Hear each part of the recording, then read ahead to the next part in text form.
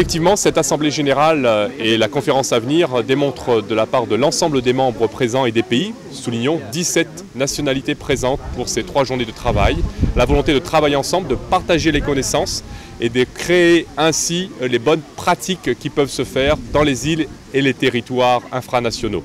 Est-ce qu'on peut espérer plus tard, qu'est-ce qui va déboucher finalement des actions concrètes dans les différentes contrées?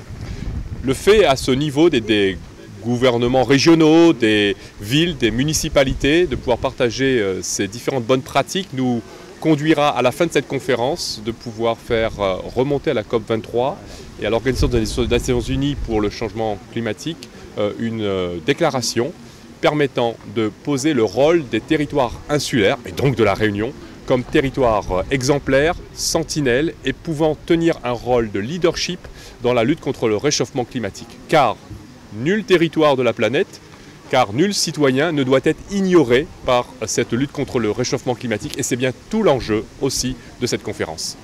On est effectivement sur une conférence internationale qui met en avant aussi le savoir-faire réunionnais. Il est important que le président de région ait réussi effectivement à ce que cette conférence se fasse chez nous. Et on a eu l'occasion bien entendu d'accueillir nos partenaires, des moments quand même conséquents, forts. Et la Réunion trouve bien entendu toute sa place. Et c'est important pour nous d'être présents bien sûr à ce rendez-vous.